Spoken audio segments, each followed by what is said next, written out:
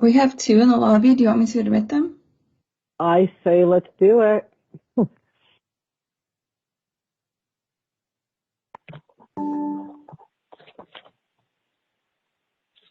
Good morning. Good morning. I'm gonna make sure I have everybody. I see Mr. Easton. I see your name. So I see you there. Mr. Casavelli and Ms. Castelli, are you on the phone? Yes, we are. Okay, and is Ms. Castelli there as well? Yes, she is. I'm here. Okay, good. I just need to confirm you're there because you're a party to the lawsuit. This is the time set for oral argument and or a status conference in CV 2017-055490, starting, excuse me, with plaintiff. Can you please announce? Good morning, Your Honor. Brian Easton on behalf of Donna Johansson in her individual capacity and as personal representative of Jerry Johansson's estate. Okay, and on behalf of defendants. Nick Casavelli and Nicolina Castelli. Okay, thank you. I did receive the notice of failure to take deposition. I received a response. I received a reply. I'll start with Mr. Easton. You filed the notice. Go ahead and tell me what else you want me to know. Not much more than what's stated there, Your Honor. There have been multiple times where the defendants have said they wanted to take Mrs. Johansson's deposition, and there's been some disagreements along the way, but ultimately we've been trying to get discovery closed on this. And I think going back to your March 11th, 2020 minute entry, it indicated that discovery was closed except for the taking of Ms. Johansson's deposition. And so we were back in front of you here last September, October, in which there was a dispute about the taking of her deposition, and the court set this for a very specific date. That date came and went, and they did not take the deposition. Just want the court to know that so we can move forward to closing discovery on this matter and moving forward. And particularly so, Your Honor, because we have a trial date next year, but if an opening comes up where we can get it done earlier, I'd like to do that. But we want to make sure discovery is closed. We want to make sure there are no loose ends that need to be tidied up. And so in order to do that, we really felt like we just needed to have a statement that discovery was over, and including Mrs. Johansson's deposition. Okay. Mr. Casavelli, Ms. Castelli, any response? Yes, Your Honor. First and foremost, he filed for protective order, and he didn't follow the rules of civil procedure with Judge Forrest. We had disclosed to the court his abuse in Ms. Johansson's deposition on December 16th of 2019, yet the court still waived that at the hearing on March 11th of 2020, in light of COVID, that she wouldn't make it be taken in a busy courthouse. You reiterated the protective order and affirmed Judge Forrest's issuance of a protective order on the issue, which, again, the rules wasn't followed on that. According to Rule 26, he did the same thing when he filed again with you. You granted the protective order. Rule 26 wasn't even considered at this time because there should have been a joint statement prior. It wasn't. He filed, went against the rules. It was granted. Now you want to take a deposition from us, which is our right, and he wants to close this and deny us our right to a deposition. We don't agree, and we don't agree that we're waiving anything. We want that deposition. We want it restricted, and we want the court to recognize that he has committed discovery abuse in the deposition, and that's why we are not willing to take it virtually. All right. Mr. Easton, any response to that? Your Honor, I think the prior protective orders are irrelevant. This court bent over backwards this last September, October in setting a time for Mrs. Casavelli to take Mrs. Johansson's deposition. And so any prior protective orders are kind of moot because the court provided them the opportunity to do so and gave them a date to do it. Now they object on the basis they don't want it virtually, but Your Honor, when I filed for the protective order to do it virtually this time, turns out that was exactly what take place with the rise with the Omicron variant of COVID. And so we very much want to protect Mrs. Johansson because she is elderly and she's part of that population.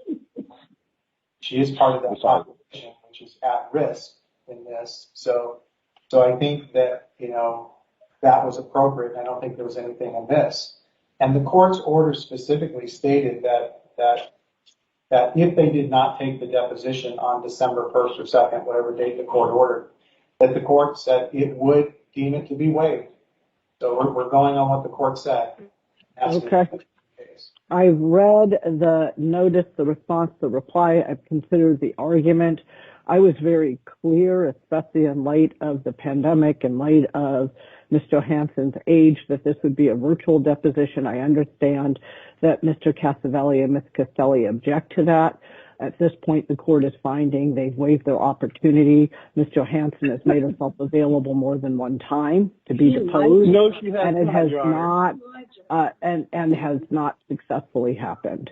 Now, okay, let me finish. Let me just to say finish. This, put it on the record. Let me finish. She's lied to you, and you're listening to lies. Deny it. We were not in a deposition when he called that emergency hearing. He lied to you. Well, he right absolutely now, lied to you. I'm not considering anything but the current deposition. Okay, deadline. well, what if you consider this? We have video of Miss Johansson in the store without a mask. In the last hearing here with you and Easton, they both removed their mask while in court. If they're so concerned about the COVID Omicron variant, then why is everybody out here going without a mask? There's no mandate. The court's fully open. And you're just doing this to deny us of our rights. Actually, so you have not failed. Mr. Casavelli, I just want to speak for a moment uninterrupted. First of all, I want to make clear that the court. I know you're going to take the deposition. We didn't waive anything, Judge. Just so you understand that, you're dishonorable. You understand that? You don't belong on the bench. You are such a biased judge, and you are so one-sided. Everything she does is one-sided. Well, if you think you're protecting the judiciary, you are disgracing the judiciary. And I guarantee you, I'm not the type of person to give up, Judge. I will make sure that the public knows every bit of this. Brian Easton and Donna took their mask down to speak in the closed conference room in that supposed emergency hearing that we were not at because he knew we weren't going to be there.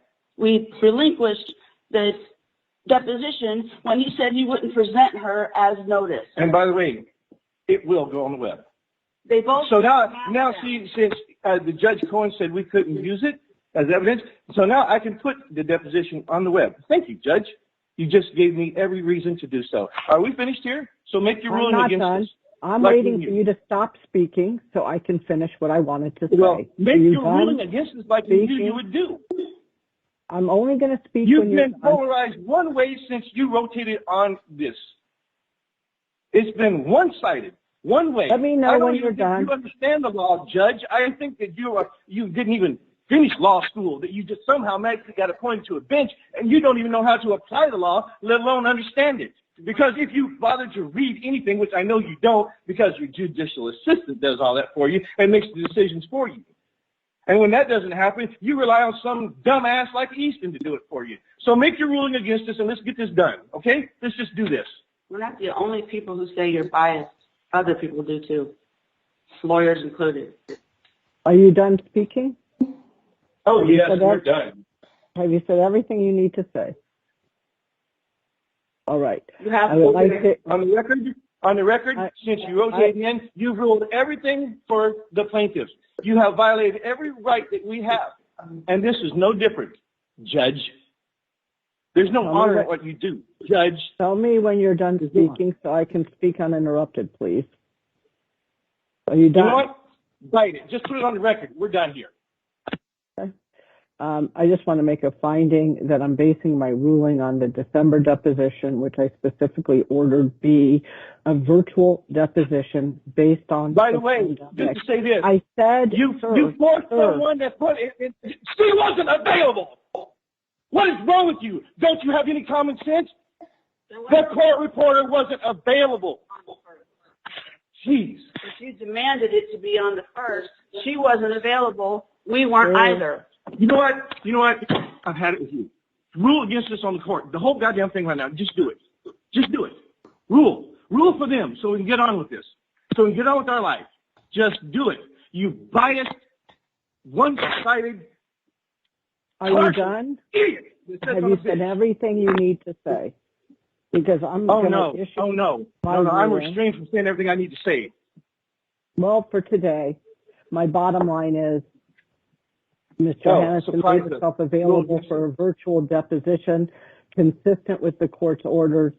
Plaintiffs did not make themselves available. The defendants did not make themselves available on the date and time of the virtual deposition. It is waived. We're at recess on this matter. All times and dates are affirmed. Thank you. I'm biased. You don't surprise us, Judge. There's no partiality here. You don't surprise us.